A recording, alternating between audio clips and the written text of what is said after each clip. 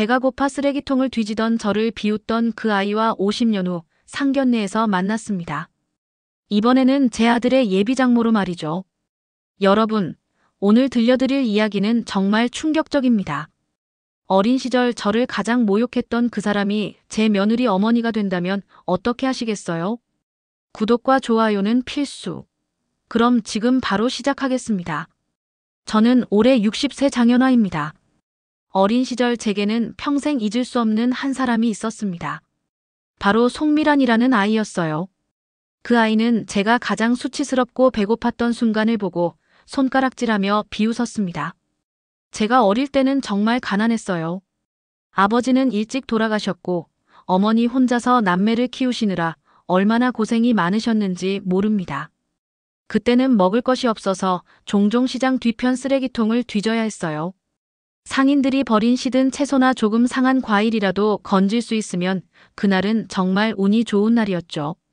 어떤 날은 바닥에 떨어진 과자 부스러기라도 주워서 먹었어요.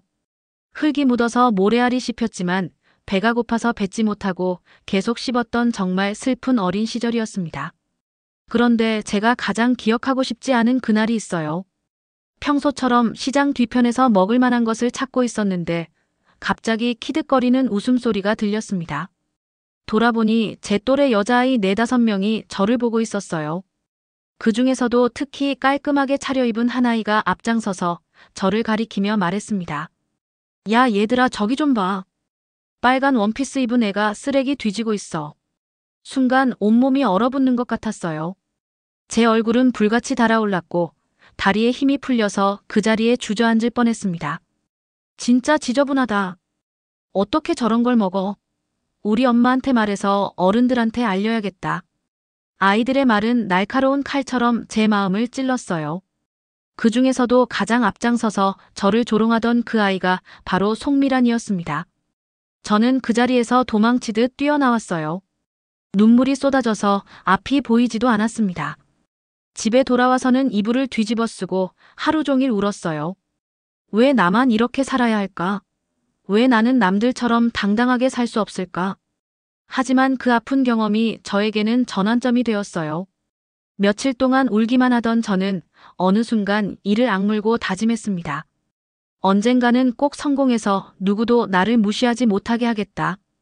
다시는 이런 수치를 당하지 않겠다. 그날부터 저는 달라졌어요.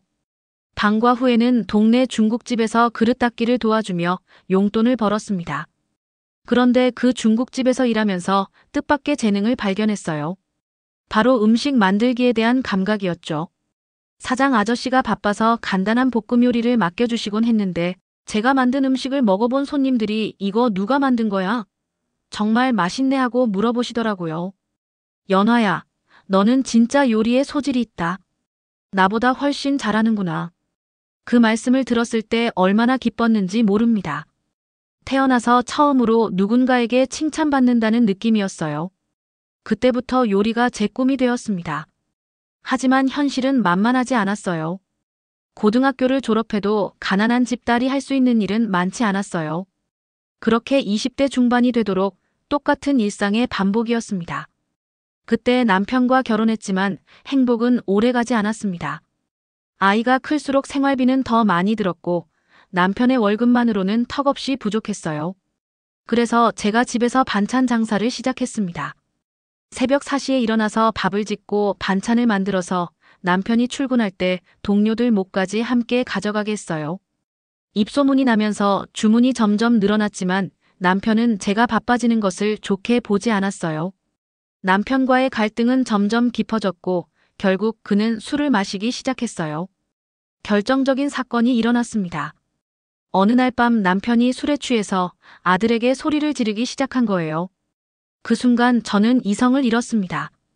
제가 어떤 수모를 당해도 참을 수 있지만 제 아들만큼은 절대 그럴 수 없었거든요.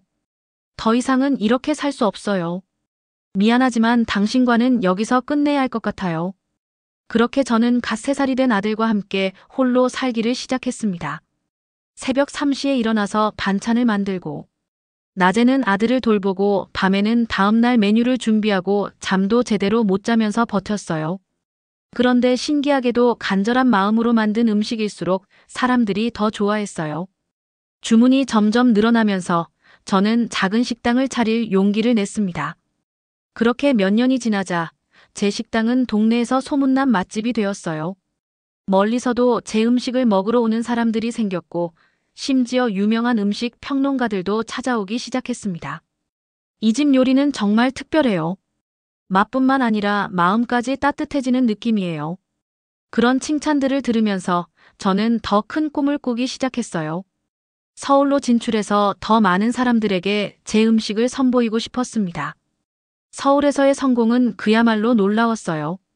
제가 만든 음식은 입소문을 타고 퍼져나갔고 신비로운 손맛이라는 별명까지 얻게 되었습니다. 대기업 임원들의 모임부터 유명 연예인들의 행사까지 중요한 자리마다 제가 요리를 담당했어요. 그때 마치 잔잔한 봄바람처럼 제 삶에 스며든 분이 계셨습니다. 바로 인테리어 디자이너 한경수 씨였습니다. 경수 씨는 제 과거의 아픈 이야기까지도 진심으로 들어주셨어요. 연화 씨의 요리가 특별한 이유를 알 것 같아요. 그 모든 아픔과 사랑이 음식에 고스란히 담겨 있으니까요. 40의 늦은 나이에 재혼을 했지만 정말 행복했어요. 경수 씨와 함께하는 농장 생활도 즐겁고 두 아들이 서로 챙겨주는 모습도 보기 좋고 정말 더 바랄 게 없었습니다. 그런데 몇 년 후 우리 태민이가 저에게 달려와서는 환한 얼굴로 말하는 거예요. 엄마, 저 결혼해요. 그렇게 기쁜 소식을 전해주던 태민이가 그 예비 신부의 어머니 이름이 송미란이라고 했을 때 저는 그만 얼어붙고 말았습니다. 상견례 당일 고급 한식당에 도착했을 때 제 심장은 마치 터질 것만 같았어요. 문을 열고 들어가는 순간 제 눈에 가장 먼저 들어온 사람은 바로 송미란이었습니다. 50년이라는 세월이 흘렀지만 그 거만한 표정과 오만한 눈빛은 예나 지금이나 똑같았어요. 식사가 시작되고 얼마 지나지 않아 송미란의 본 모습이 드러나기 시작했습니다. 어머 세상에. 내가 기억하는 어린 시절의 장연화 씨 맞으시죠? 그렇게 유명하셨다고 소문났는데 지금은 시골에서 농사나 지으시는군요. 참 신기하네요. 역시 한때 잘 나갔다고 해서 영원히 잘 나가는 건 아니니까요. 결국 운명대로 사는 거죠. 그녀는 제 손을 힐끔 쳐다보며 코웃음을 쳤어요. 아이고, 그런 거친 손으로 무슨 대단한 요리를 만드셨다는 거예요?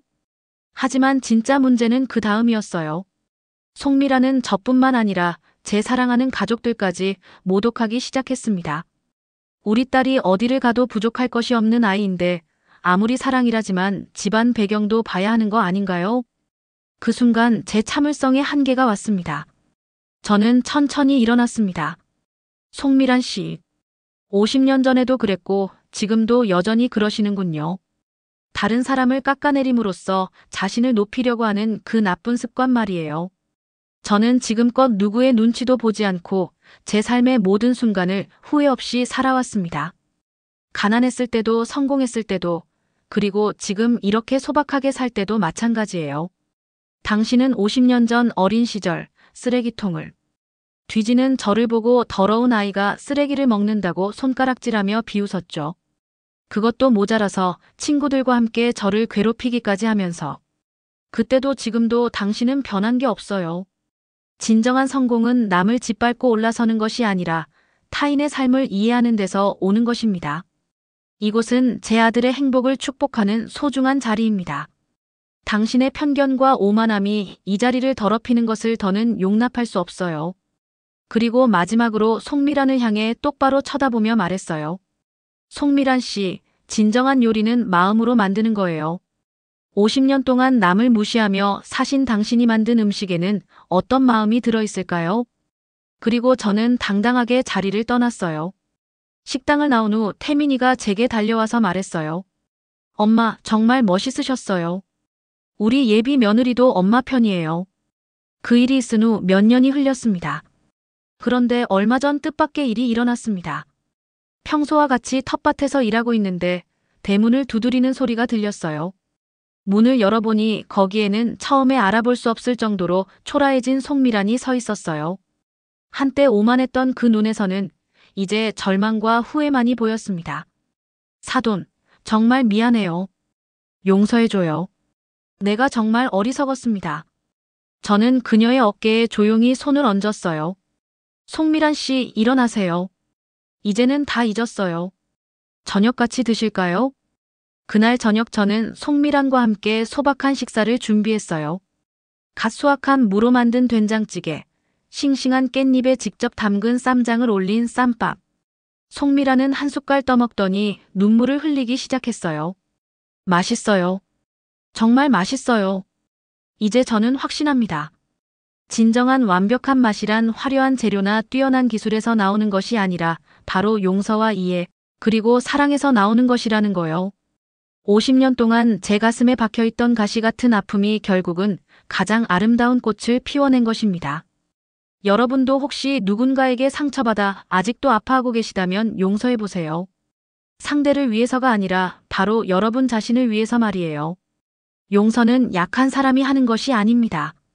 오히려 가장 강한 사람만이 할 수 있는 가장 아름다운 선물이에요. 긴 시간 제 이야기를 들어주셔서 정말 고맙습니다. 구독과 좋아요 버튼을 눌러주시고 여러분의 소중한 이야기도 댓글로 들려주세요.